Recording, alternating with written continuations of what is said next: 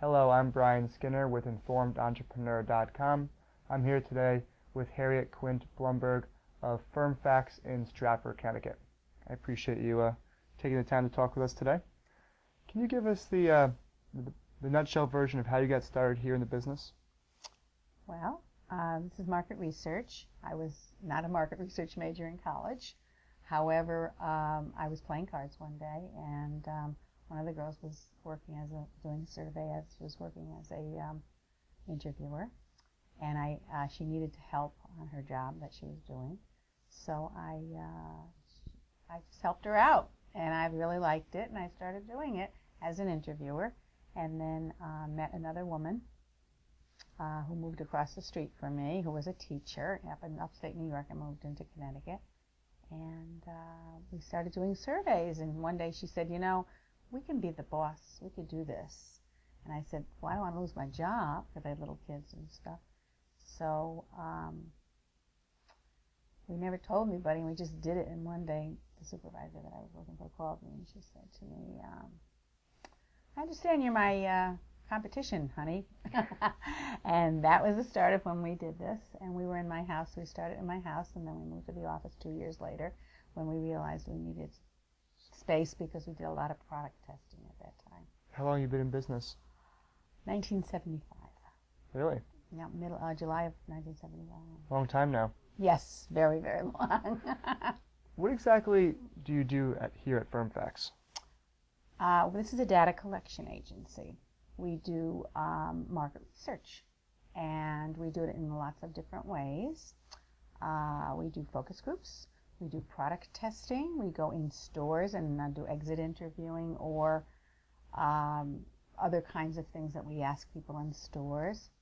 So we do all different kinds of things. So market research, something like, should there be strawberries in this cereal? Should the packaging be colored a certain way? Exactly. So you're testing people to see what they how respond they feel, to. Yeah, how they feel about either a change in an existing product or about a possible new product. Okay. Is it more geared towards merchandise and sales, or is it do you do like political things, or what's the extent of what you do? Yes. During the political season, we do political stuff. Not my favorite, but because everybody's so frantic over it. Yeah. But so for us, it's a real push, here. But yeah, mostly we test razors for a large razor company.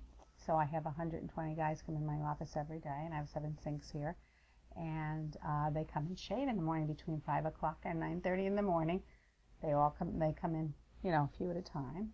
Yep. And they get paid for shaving and testing the razors. And they just say which one they like, what they don't like on a scale. Well, they actually do a survey on a wall-mounted computer, and everybody's got a number. They have their very own number, and they answer the questions of how you felt the drag was and how you felt, all the different things about the razor. So you mine this data, and then the company takes that and says, okay, maybe we can make these changes based off. Actually, the reason we have the computers is because it goes there directly to them. Oh, okay. Makes sense. So they have it immediately. They have the data every morning immediately. And that's good because every once in a while we get a razor that really rips your face, and sometimes they have to stop it or replace the razor. Makes sense. Yeah. Where do you see the direction of this industry going? I imagine, I read about, you go to supermarkets and they have cameras looking at where you're looking just so they harvest all that data. Exactly. Where do you see this going for your business? Well, it's not the same business it was when we started, years ago. Things have changed. The internet has completely changed. We were before the internet, so the internet has actually changed a lot of things because there's an awful lot of data that's collected on the internet via everything from social, to us doing the surveys on the internet. We actually do them. Sometimes the client will just have a program and we go into a link, and then we have people come in here and do it. Or sometimes we recruit people that will qualify for that particular survey, and we send a link to them and they do it from home. Makes sense. Makes sense. Yeah. What's your future in the business? Well, I have no idea. I just keep going along and doing my thing. You like and what you you have do? to learn. Yes, I love it. Otherwise, I wouldn't be here if I didn't love it. You know, I like to do what I like to do, and I find it very interesting. Because we do things like a lot of focus groups, and some of those are very done in a very clever way now.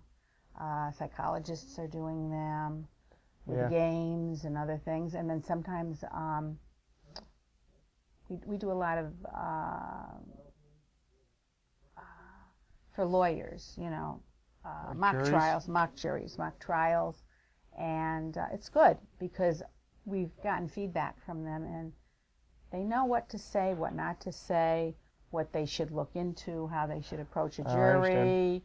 It's really a very good thing because it gives them a Training. whole training.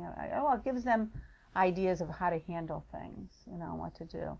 And I think it's a good thing. I really think that's excellent. I like mock juries. I think they're Awesome. good. Well, I really appreciate your time today. Thank you very much. I appreciate it. Thank you for sitting down with us. You're welcome. Special thank you to Harriet of Firm Facts in Stratford, Connecticut. Thank you again.